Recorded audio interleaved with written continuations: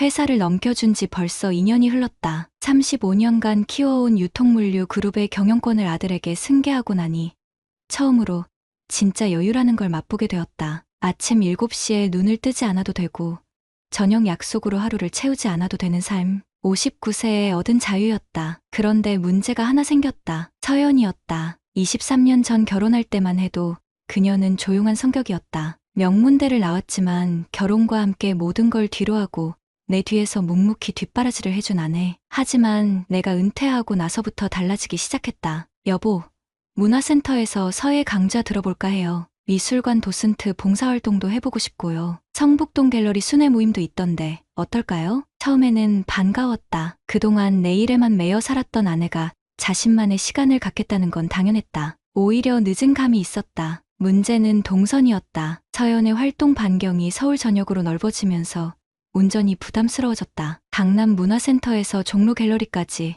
하루에 두세 곳을 오가는 일이 잦아졌다. 내가 직접 태워다 줄 수도 있었지만 서연은 완강히 거절했다. 제가 운전할게요. 여보는 쉬세요. 하지만 51세 여성이 서울 시내를 하루 종일 돌아다니기엔 무리가 있어 보였다. 그래서 결정했다. 기창 씨, 김기창. 7년 전부터 우리 집 전속 기사로 일하고 있는 48세 남성이었다. 전직 공군 부사관 출신답게 성실하고 예의 바른 사람이었다. 무엇보다 믿을만했다. 예, 회장님, 앞으로 아내 일정도 전담해주게. 내 스케줄은 많지 않으니까. 알겠습니다. 기창은 한 번도 내 부탁을 거절한 적이 없었다. 7년간 새벽 운전부터 심야 귀가까지 묵묵히 제 역할을 해온 사람이었다. 월급도 넉넉히 주었고 명절엔 따로 보너스도 챙겨줬다. 가족이 아프면 병원비도 지원해줬다. 그 정도면 충분히 신뢰할 만한 관계라고 생각했다. 며칠 후부터 새로운 패턴이 시작됐다. 기창이 오전 9시에 서연을 태우고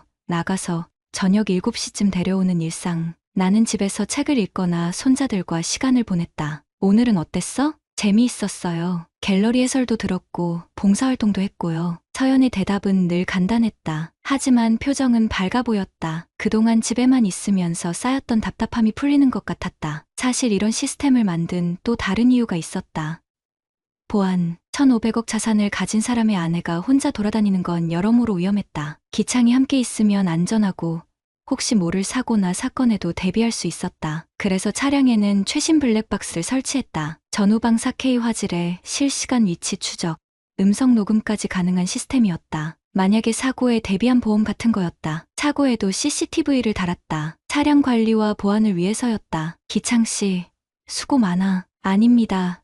회장님, 제 일이죠. 기창은 언제나 예의 바른 대답을 했다. 운행 후에는 간단한 일지도 작성해서 제출했다. 시간, 장소, 특이사항까지 꼼꼼하게 기록하는 성실함이었다. 한 달이 지나자 서연의 활동은 더욱 활발해졌다. 주 3회에서 4회, 5회로 늘어났다. 갤러리 투어부터 자원봉사, 문화센터 강좌까지. 기창도 자연스럽게 서연의 전담 기사가 되어갔다. 여보, 괜찮은 거죠?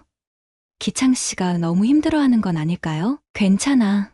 그 사람 월급도 충분히 받고 있고 일도 어려운 게 아니잖아. 나는 전혀 의심하지 않았다. 기창을 7년간 봐온 내 판단이었다. 서연도 마찬가지였다. 23년 결혼 생활 동안 단 한 번도 의심해 본 적 없는 아내였다. 그렇게 3개월이 흘렀다. 하지만 그때까지도 나는 몰랐다. 내 돈으로 고용한 기사가 내 차를 몰고 내 아내와 어디로 가고 있는지를. 그리고 그 모든 과정이 블랙박스에 고스란히 기록되고 있다는 사실도. 변화는 아주 작은 것부터 시작됐다. 기창이 제출하는 운행일지에서 이상한 점을 발견한 건 우연이었다. 평소 꼼꼼한 성격 탓에 모든 서류를 검토하는 습관이 있었는데 어느 화요일 일지를 보다가 눈에 걸린 부분이 있었다. 오전 10시 강남 문화센터, 오후 2시 인사동 갤러리, 오후 5시 귀가. 그런데 당일 저녁 서연이 말한 내용이 달랐다. 종로에서 봉사활동을 했다고 했는데 일지에는 인사동이라고 적혀 있었다. 종로와 인사동이 가까운 건 맞지만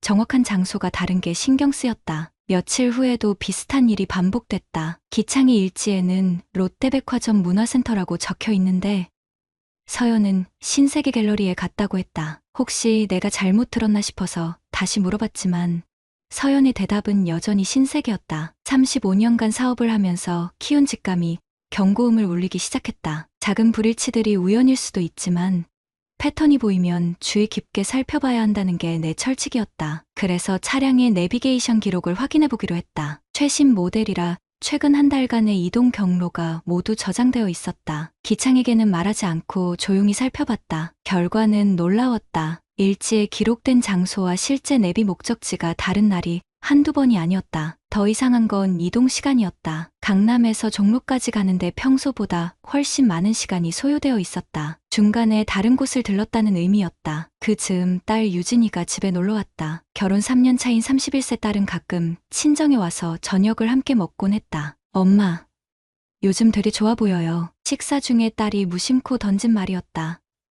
왜? 얼굴에 생기가 도네요. 뭔가 즐거운 일이라도 있으세요? 서연이 살짝 당황하는 기색을 보였다. 그리고는 웃으면서 대답했다. 아, 요즘 활동을 많이 해서 그런가 봐. 집에만 있을 때랑은 확실히 다르더라. 그러게요. 예전엔 아빠 없으면 외출도 잘 안 하셨는데. 딸의 말에 서연이 또 한 번 어색하게 웃었다. 나는 그 순간을 놓치지 않았다. 23년을 함께 산 부부라면 알 수 있는 미묘한 변화들. 서연의 표정에서 뭔가 숨기는 듯한 기색을 느꼈다. 그날 밤 잠자리에서 서연에게 넌지시 물어봤다. 요즘 활동하는 게 그렇게 재미있어? 네. 새로운 사람들도 만나고 배우는 것도 많고요. 기창 씨는 어때? 너무 힘들어하지 않나? 잠시 침묵이 흘렀다. 그리고 서연이 대답했다. 아니에요.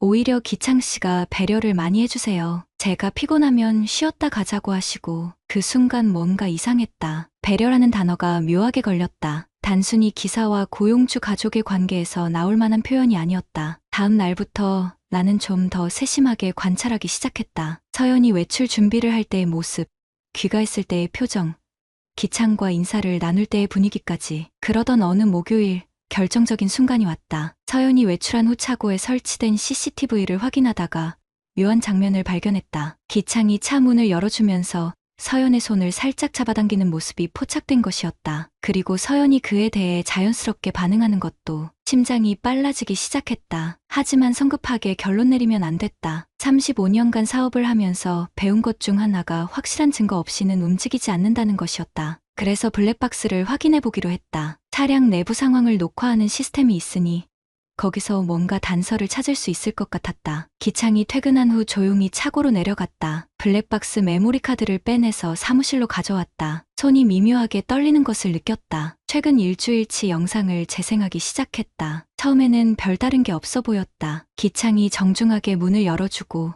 서연이 차에 타는 평범한 모습들. 하지만 3일 전 화요일 영상에서 이상한 점을 발견했다. 기창과 서연이 웃으면서 대화하는 모습이 너무 자연스러웠다. 마치 오래된 친구처럼 편안해 보였다. 그리고 이동 중에 서연이 기창의 어깨를 툭 치며 장난스럽게 말하는 장면도 있었다. 더 충격적인 건 그 다음이었다. 어느 순간 차가 도로가 아닌 한적한 곳에 멈춰서 있었다. 그리고 두 사람이 차에서 내려 나란히 걷는 모습이 보였다. 영상으로는 자세히 볼 수 없었지만 분명 일반적인 기사와 고객의 관계는 아니었다. 내비게이션을 다시 확인해 보니 그날 그들이 간 곳은 경기도 가평의 한 리조트였다. 운행일지에는 종로 갤러리라고 적혀 있었지만 그 순간 온몸에 차가운 기운이 돌았다. 7년간 믿었던 사람과 23년간 함께한 아내가 내 돈으로 내 차를 타고 어디서 무엇을 하고 있는 건지 상상하고 싶지 않았다. 하지만 아직 확신할 수는 없었다. 좀 더 명확한 증거가 필요했다. 그리고 그 증거를 찾는 순간 나는 어떤 선택을 해야 할지도 알고 있었다. 59년을 살면서 배운 것 중 하나는 배신에는 반드시 대가가 따른다는 것이었다. 일주일간 더 지켜본 결과는 명확했다. 블랙박스 영상들을 차근차근 분석하면서 패턴을 찾을 수 있었다. 기창과 서연은 단순한 기사와 고객 관계가 아니었다. 차 안에서 나누는 대화의 톤, 서로를 바라보는 시선, 자연스럽게 손이 닿는 순간들, 그리고 결정적으로 내비게이션에 찍힌 수상한 목적지들. 가평 리조트는 시작에 불과했다. 용인의 한 펜션, 강릉 바닷가 모텔, 심지어 제주도 출장이라며 2박 3일을 함께 다녀온 기록도 있었다. 그때 서연은 친구들과 제주 여행을 간다고 했었다. 더 이상 의심의 여지가 없었다. 하지만 감정적으로 대응하면 안 됐다. 35년간 사업을 해오면서 배운 최고의 교훈은 복수는 차갑고 완벽해야 한다는 것이었다. 먼저 변호사를 불렀다. 우리 그룹 고문 변호사인 김성준 변호사는 가족법 전문가이기도 했다. 회장님, 이 정도 증거면 상간자 소송에서 99% 승소할 수 있습니다. 위자료는 얼마나 나올까? 23년 혼인 1,500억 자산을 고려하면 3억에서 5억 사이로 예상됩니다. 다만 기사에 대해서는 별도로 근로계약 위반과 신의 위반에 따른 손해배상을 청구할 수 있습니다. 재산 분할은 혼전 재산과 혼후 재산을 명확히 구분해서 최소화할 수 있습니다. 회장님이 결혼 전부터 사업을 하셨으니 대부분 혼전 재산으로 볼 수 있어요. 변호사와의 상담을 마치고 나니 마음이 정리됐다. 이제 직접 확인할 차례였다. 다음날 오전 기창을 사무실로 불렀다. 그는 평소와 다름없이 정중한 모습으로 들어왔다. 회장님, 부르셨습니까?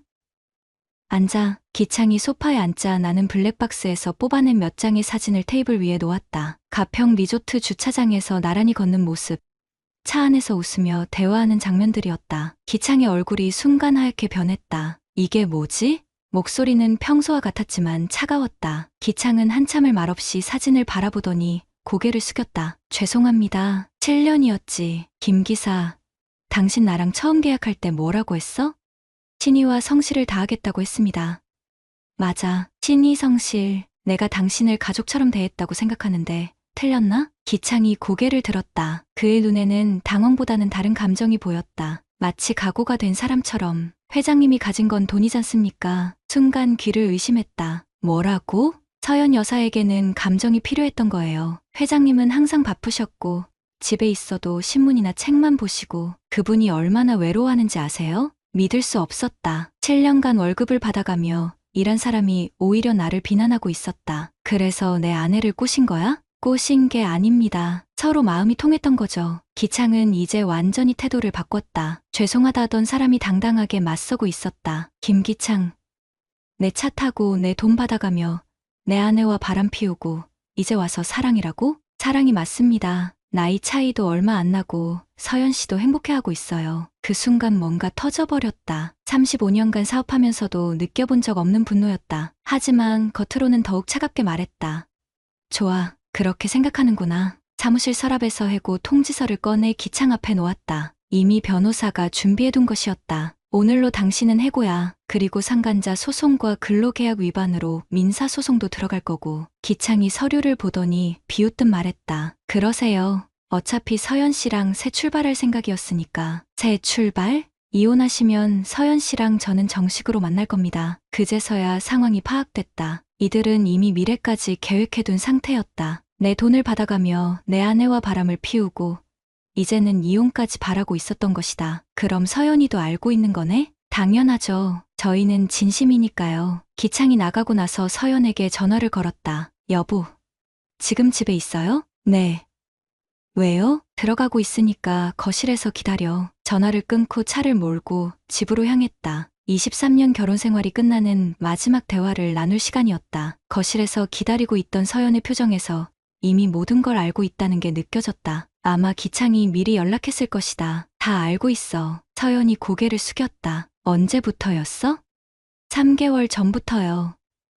왜? 한참을 침묵하던 서연이 입을 열었다. 여보는 저한테 관심이 없었어요. 23년 동안 저는 그냥 집안일 하는 사람이었고, 그래서 내 기사와 바람을 피운 거야? 기창 씨는 제 말을 들어줬어요. 저를 여자로 봐줬고, 더 듣고 싶지 않았다. 좋아. 내일 변호사 연락할 거야. 이혼 절차 밟자. 서연이 놀란 표정으로 나를 봤다. 이혼이요? 당연하지. 다른 남자와 새 출발하고 싶다며? 내가 도와주는 거야. 그날 밤부터 나는 완벽한 복수를 계획하기 시작했다. 법적으로, 사회적으로, 경제적으로 그들이 치러야 할 대가를 정확히 계산했다. 배신에는 반드시 값을 치러야 한다는 것을 보여줄 시간이었다. 법적 절차는 생각보다 빠르게 진행됐다. 김성준 변호사는 일사천리로 움직였다. 이혼 소송과 동시에 상간자 위자료 청구, 기창에 대한 근로계약 위반, 손해배상 소송까지 3건을 한 번에 제기했다. 블랙박스 영상, 내비게이션 기록, 카드 사용 내역, 호텔 영수증까지 완벽한 증거 패키지였다. 회장님, 이 정도 증거면 법정에서 반박할 여지가 없습니다. 변호사의 말이 맞았다. 특히 제주도 2박 3일 여행은 결정적이었다. 같은 날 같은 비행기를 타고 같은 호텔에 투숙한 기록이 고스란히 남아있었다. 서연이 친구들과 여행 간다고 거짓말한 것도 딸 유진이의 증언으로 입증됐다. 가장 먼저 무너진 건 기창이었다. 해고 통지와 함께 업계에 소문이 퍼지는 건 시간 문제였다. 운전기사 업계는 생각보다 좁았다. 특히 고급 차량 전문 기사들 사이에서는 신뢰가 생명이었다. 고용주 가족과 불륜을 저지른 기사를 쓸 회사는 없었다. 일주일 만에 기창은 새 직장을 구하지 못했다. 이력서를 넣어도 면접조차 볼 수 없었다. 운전기사 파견업체에서도 연락이 오지 않았다. 아마 내가 직접 전화하지 않아도 소문은 충분히 퍼졌을 것이다. 한 달 후, 기창은 택배 상하차 일용직으로 전락했다. 월급 500만 원에서 일당 8만 원으로 추락한 것이다. 48세 나이에 새벽 4시부터 밤 10시까지 육체노동을 해야 하는 처지가 됐다. 서연의 상황도 마찬가지였다. 이혼 소송이 시작되자 우리 사교계에서는 빠르게 소문이 퍼졌다. 1,500억 자산가의 아내가 운전기사와 바람을 피웠다는 이야기는 너무나 자극적이었다. 문화센터에서 만난 사람들, 갤러리 모임 친구들 모두 서연을 외면하기 시작했다. 엄마, 정말 실망이에요. 딸 유진이가 찾아와서 서연에게 직설적으로 말했다. 아빠가 얼마나 엄마를 믿고 계셨는데 어떻게 그러실 수가 있어요? 유진아, 엄마도 사연이요? 23년 동안 부족한 게 뭐가 있었어요? 아빠가 벌어준 돈으로 하고 싶은 거 다 하면서. 유진이는 평소 온순한 성격이었는데 이번에는 달랐다. 어머니를 향한 실망감이 너무 컸던 것 같다. 그 기사 아저씨가 뭐가 좋다고 아빠를 배신하신 거예요? 서연은 아무 말도 할 수 없었다. 딸 앞에서 자신의 행동을 정당화할 수 있는 말이 없었던 것이다. 나는 이 모든 과정을 냉정하게 지켜봤다. 35년간 사업을 하면서 배운 교훈 중 하나가 감정에 휘둘리면 판단을 그르친다는 것이었다. 복수는 차갑고 완벽해야 한다. 언론 대응도 필요했다. 재벌과 스캔들은 항상 언론의 관심사였다. 하지만 우리 그룹의 PR팀은 유능했다. 이미 몇 개 언론사에 개인적인 가정사라는 선을 그어두었고 자극적인 보도는 자제해달라고 요청한 상태였다. 무엇보다 내가 피해자라는 점이 도움이 됐다. 성실한 기업인이 아내와 기사의 배신을 당했다는 구도는 동정 여론을 불러일으켰다. 오히려 내 이미지는 더 좋아졌다. 법정에서의 결과는 예상대로였다. 1심에서 서연은 이혼 사유의 80%에 대한 책임을 인정받았다. 위자료로 4억 원을 지급하라는 판결이 나왔다. 재산 분할은 혼전 재산 비율을 인정받아 전체 재산의 5%만 인정됐다. 75억 원 정도였는데 이마저도 위자료와 상계 처리돼서 실제로는 71억 원만 받게 됐다. 기창에 대한 손해배상은 별도로 진행됐다. 근로계약 위반과 신의성실 위반으로 3천만 원, 정신적 피해에 대한 위자료로 2천만 원까지 총 5천만 원 배상 판결이 나왔다. 48세 택배 노동자에게는 감당하기 어려운 금액이었다. 가장 만족스러운 건 딸의 반응이었다. 아빠, 정말 잘하셨어요. 당연한 결과예요. 유진이는 완전히 내 편이었다. 며느리인 것도 있고 시어머니인 서연을 비난했다. 할머니한테도 말씀드렸어요. 엄마가 얼마나 잘못했는지. 내 어머니도 서연을 용서하지 않았다. 86세 고령이지만 며느리의 배신에 대해서는 단호했다. 그런 여자는 우리 집안 사람이 아니야. 사회적으로도 완전한 승리였다. 업계에서는 나를 배신당했지만 당당하게 맞선 기업인으로 평가했다. 오히려 존경받는 분위기였다. 반면 서연과 기창의 관계는 금이 가기 시작했다. 경제적 어려움이 현실로 닥치자 둘 사이에 로맨스는 빛이 발했다. 기창은 하루 종일 택배 일을 해야 했고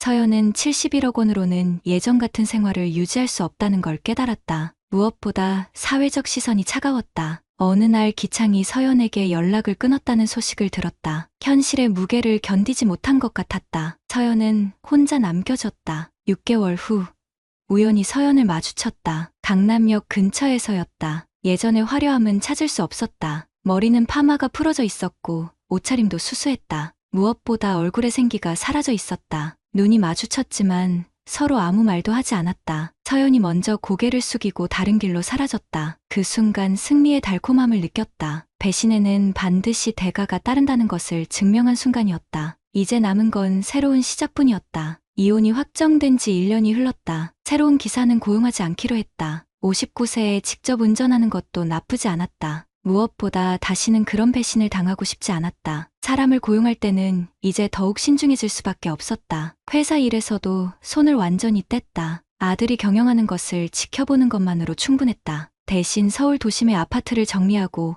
경기도 용인의 한적한 한옥으로 이사했다. 마당이 있는 전통 가옥에서 조용한 노후를 보내고 싶었다. 딸 유진이가 손자를 데리고 자주 놀러왔다. 5살 된 손자 지훈이는 할아버지를 좋아했다. 할아버지, 왜 할머니는 안 와요? 순수한 질문이었지만 대답하기 어려웠다. 할머니는 멀리 사셔서 못 오신단다. 언제 와요? 글쎄, 아마 오래 걸릴 거야. 유진이가 아이를 다른 곳으로 데려가며 미안해하는 표정을 지었다. 하지만 괜찮았다. 아이는 언젠가 이해하게 될 것이다. 서연의 근황은 가끔 들려왔다. 강남의 오피스텔에서 혼자 살고 있다는 소식이었다. 71억 원이면 충분히 여유 있게 살 수 있는 돈이지만 예전 같은 사교 활동은 불가능했다. 무엇보다 사람들의 시선이 차가웠다. 기창은 더 비참했다. 5천만 원 배상금을 갚지 못해 급여 압류까지 당했다. 택배일로는 생활비도 빠듯한데 매월 200만 원씩 압류되니 견딜 수 없었을 것이다. 결국 지방으로 내려가 작은 공장에서 일한다는 소식을 들었다. 둘의 관계는 완전히 끝났다. 현실의 무게를 견디지 못한 것이다. 로맨스는 돈이 있을 때만 가능한 사치였다. 그들의 몰락을 지켜보면서 처음에는 통쾌함을 느꼈다. 하지만 시간이 지나면서 다른 감정이 들었다. 동정은 아니었다. 오히려 허무함이었다. 23년 결혼 생활이 이렇게 끝날 줄은 몰랐다. 서연이 완벽한 아내는 아니었지만 그래도 함께 꾸려온 세월이 있었다. 유진이를 낳고 키우며 행복했던 시간들도 분명 있었다. 하지만 배신은 모든 것을 무너뜨렸다. 신뢰라는 건 한번 깨지면 다시 회복하기 어렵다는 것을 뼈저리게 느꼈다. 새로운 관계에 대한 생각도 해봤다. 59세가 늦은 나이는 아니었다. 주변에서도 재혼을 권하는 사람들이 있었다. 하지만 쉽게 결정할 수 없었다. 한 번 속은 사람은 2번 믿기 어려웠다. 대신 새로운 취미를 시작했다. 등산이었다. 예전에는 시간이 없어서 못했던 일이었다. 새벽 5시에 일어나 북한산, 관악산, 도봉산을 오르며 몸과 마음을 단련했다. 산에서 만나는 사람들은 내가 누군지 모르고 대해줬다. 그저 운동을 좋아하는 60대 남성으로만 봤다. 그 자유로움이 좋았다. 어느 날 등산 중에 비슷한 연배의 남성과 이야기를 나눌 기회가 있었다. 그 역시 이혼한 호랍이었다. 아내가 바람을 피워서 헤어졌어요. 그의 고백에 나도 솔직하게 털어놓았다. 저도 비슷해요. 7년간 믿었던 기사와 아내가 세상에 그런 일이. 법적으로는 이겼지만 마음은 쉽게 정리가 안 되네요. 그래도 당당하게 맞서신 게 대단해요. 저는 그냥 참고 살았거든요. 그 대화 후 많은 생각이 들었다. 세상에는 나보다 더 힘든 상황을 겪는 사람들이 많았다. 경제력이 없어서 배신당하고도 제대로 대응하지 못하는 남성들이 얼마나 많을까. 그래서 결심했다. 내 경험을 다른 사람들에게 알려주기로. 몇 개월 후 한 남성 잡지에서 인터뷰 요청이 왔다. 재벌가 이혼 소송이 화제가 되면서 직접 이야기를 듣고 싶다는 것이었다. 많은 남성들이 비슷한 상황에서 어떻게 해야 할지 모르더라고요. 회장님의 경험이 도움이 될 것 같습니다. 인터뷰에서 나는 솔직하게 말했다. 가장 중요한 건 증거입니다. 감정적으로 대응하면 안 돼요. 냉정하게, 체계적으로 준비해야 합니다. 그리고 절대 참고 넘어가면 안 됩니다. 한 번 당하고 가만히 있으면 계속 당하게 돼요. 돈이 있든 없든 자존심은 지켜야 합니다. 그게 진짜 남자의 모습이라고 생각해요. 인터뷰 기사가 나간 후 반응이 뜨거웠다. 많은 남성들이 공감한다는 댓글들이 달렸다. 역시 이래야 진짜 남자지. 부러워요. 저도 그렇게 했으면 좋았을 텐데. 배신자들은 반드시 대가를 치러야 해요. 그 반응을 보면서 내 선택이 옳았다는 확신이 들었다. 악한 사람들이 대가 없이 넘어가는 세상이 되어서는 안 된다. 지금도 가끔 서연 생각이 난다. 하지만 그리움이 아니라 교훈으로 남아있다. 사람은 절대 100% 믿어서는 안 된다는 것. 특히 돈과 관련된 관계에서는 더욱 조심해야 한다는 것. 한옥마당에 앉아 차를 마시며 생각한다. 남은 인생을 어떻게 살아갈 것인지. 59세는 끝이 아니라 새로운 시작이다. 배신으로 상처받았지만 그 덕분에 더 강해졌다. 무엇보다 중요한 건 자존심을 지켰다는 것이다. 당당하게 맞서 싸웠고 정의로운 결과를 얻었다. 이것만으로도 충분히 만족스럽다. 앞으로도 조용하지만 단단하게 살아갈 것이다. 그리고 혹시 나와 비슷한 상황에 처한 남성들이 있다면 말해주고 싶다. 절대 당하고만 살지 마라. 정의는 반드시 승리한다. 구독자님들, 오늘 사연 댓글로 공유해 다른 분들과 함께 의견 나눠보세요. 저도 읽어보며 소통하겠습니다.